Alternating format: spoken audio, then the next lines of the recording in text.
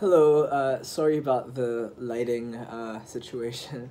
I haven't done this in a while, so I feel like I have to kind of acclimate myself back to just speaking to myself in a room at long periods of time. I've kind of been all over the place over the past year.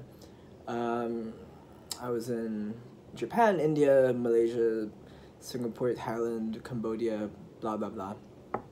Kind of been wandering around Asia of sorts. But I'm back. I'm back now, and I've been back for a while. Anyway, let's think about something to talk about. I wasn't really planning this very well. I just thought, I saw some friend of mine post a video, and I thought, well, I haven't. Why don't I go back to that thing? Sometimes I see the comments, and I see that some people are still watching these things, and it's kind of nice to see. So, um, let's think. Actually, one of the things I've been thinking about lately is this idea of boredom.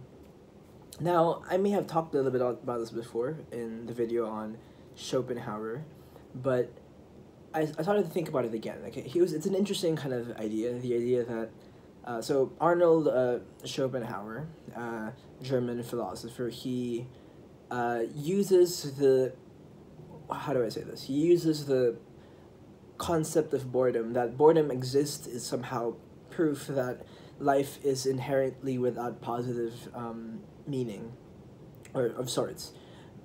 Because how he says it is that there were really, if there was positive intrinsic qualities to life, then our natural state of kind of actionlessness of sorts would be a positive feeling, but instead it's a negative, it creates a sense of boredom, which is again a negative feeling. So there's this sense that, according to Arnold Schopenhauer, that again that at our general state or baseline state of sorts is boredom is somehow indicative that there are the positive intrinsic qualities of life is kind of are not really there. But I was thinking about it before because I was thinking, why does boredom exist, right? And why does it seem that there are some people who have a higher propensity towards becoming more bored than others? One of the examples that came to my mind is school. Of course, everyone kind of experiences this to some degree. That they're in a class and they get bored and their mind veers off somewhere else. To some degree, in a kind of a more normative sense, when we talk about boredom, it may seem like it's about me having a lack of interest in things. It's like the opposite of interested. If you're in a date and you are kind of veering off into the distance in a haze, you're probably bored of the date. And I guess how we normally use the word bored means to suggest you completely have no interest in what is going on in front of you, or the situation you were currently in. Which I think is a very different thing from baseline not doing anything, feeling bored.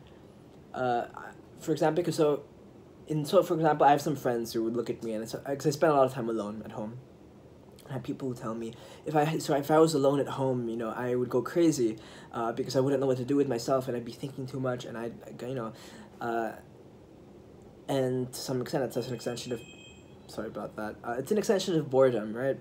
The idea that if you are not doing anything in the moment, you feel like you require stimulation.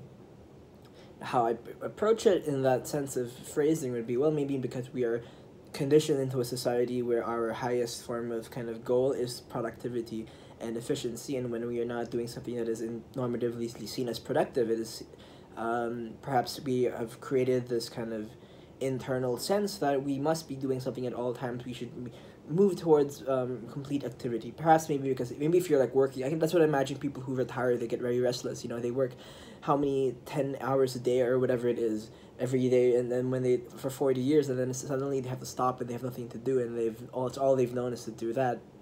Maybe they may feel boredom. So boredom has many aspects. So there's one aspect which is at rest, which is where perhaps you have no interest in the things in front of you, or that because how Schopenhauer actually says it is that mere existence should satisfy itself. It should be enough to merely exist, so the fact that mere existence somehow creates or has the capacity of feeling of negative emotions such as boredom, seems like there's no meaning in life. And to some degree, in terms of that, I know I'm kind of rambling and I'm going off topic and I'm going all around, and it's probably hard to follow me, but I haven't done this in a while, so that's just how you have to go with this. But boredom. So Schopenhauer, his way of looking at it makes somewhat sense to me. Not I don't say I think there's no meaning in life, but I feel like it makes sense to me to think that, to make the extra step, because if you think that at base level of at complete mere existence of sorts, whatever that means, one feels that there is that they feel bored. I think that explicitly it says I have nothing to do. That's how we say it, right? Oh, there's nothing for me to do. But on an implicit level, I think what it says is there's nothing I can think of that is worth me doing. There's nothing worth doing in the moment. Or the things that are in front of me, that I'm in my environment, are not worth my attention, or not worth things. So there's a sense of like, you kind of create categories of what are worth doing. And when you kind of reach a state of stasis, and you're in an environment that may not have those stimuli, you may think that nothing around you is worth doing, and then you get restless because you fall into existential crisis about it. Going off topic again, I'm going back to it. I'm thinking, why do we experience boredom, and why do some people have a higher propensity to be bored than others? For example, that's kind of how media works, television, films, to some degree, and mass entertainment. It is so for some people to satiate boredom because we don't know what to do, but we can receive this kind of form of entertainment that can keep us occupied. Video games, these things are not necessarily always the case where this is the real end. So but you would be quick to find people who'd say, "Whoa, they're doing something because they're bored, and they're just doing this because it's something random because they are bored, and they require kind of activity." It's an odd thing to think about because there are certain kind of cultures or ways of living that seem inherently it seems to invite boredom, right? Say, for example, any of the religious traditions that incorporate a lot of meditation, right? There are many of them. There's Christian meditation, there's Buddhist meditation, there's the yogic meditation or whatever. Different religious practices. So the meditation in itself seems like something that would be inherently boring because it requires, to some degree, and even though maybe you're actively, it depends on the form, but it seems that it would be boring from an outsider's perspective, right? You're sitting down and just sitting there. Where I feel like it may be interesting because now that I think about it, it feels like it's some kind of aversion to boredom. You're kind of putting yourself in a state where you don't have much stimuli around to kind of actually take your attention, but in the same way it's actually the opposite, where during meditation you're forced to pay attention to the things around you in a way that you haven't before, but you kind of have to, it's like you are forced into a state that requires you to pay attention to things that may normatively feel boring, right? So for example, say for example I'm in my room and then I'm here and I just feel like, oh, I feel so bored, I don't know what to do, I'm so bored. It's implicitly it says, oh, there's nothing for me worth doing here, I don't know there's nothing to do. I need something to do, I need something to kind of keep my attention. But there's some traditions, for example, with meditation where it's like, well, you can pay attention to the sounds around you. And somehow I don't want to say you're forcing yourself into a state of interest, but you kind of just direct your attention to something, and one thing, and then, or many things, and it's like a forced direction of attention, and that would maybe reacquaint you with your environment. That is what meditation can be, although, it varies in different practices. But yeah, boredom. Why do people get bored? So when I was thinking about this, I think about ADHD. So I've volunteered at a public school before where there are some students who have ADHD, and we're told that they do, which is a controversial term. We're not exactly, from what I understand, it's not exactly that definitive that ADHD is, a thing of sorts, at least in the way that we kind of normally think of it as, but. The idea of it is, again, like most psychological kind of distinctions, it's about action, it's about behavioral. So it's a behavioral distinction, and it literally means it's attention deficit. You have a difficult time maintaining attention with one thing, and the result of it is that you are easily bored. So in that sense, it seems like, so they're in a class, they can't listen to the teacher all the time. They have to do something else and do something else. and there's like a restlessness to it. And that sense seems to be a thing. Some people are more restless than others. Some people require more stimulation than others, or some people have a more difficult time maintaining attention than others. And these are all different aspects, right? The ability to maintain attention is a different thing from ability to, or it's kind of a different concept necessarily from interest, because I can be interested in something, but if I have a difficult time holding that attention span, anything can kind of veer off in a different direction. So I guess anyway, I'm just kind of saying it's a word vomit, and it's a word vomit about boredom. Why do people get bored? Why do we have this propensity towards boredom? Why are some people more bored than others, or more easily bored than others? Is it merely dispositional? Is it merely a case of, well, you can choose to not be bored by choosing to focus on interest or attention on something else? So, for example, maybe you're in a class, and then it's a mathematics class, or maybe it's a class on whatever field of study that you may find boring, and or maybe some English literature class. Some people find those boring, and you're sitting there, and the reason why you're bored, maybe if you kind of reduce it to some kind of rational explanation based, because you have no interest in the topic. Is it possible to cultivate interest? Can I just within myself choose to be interested in something?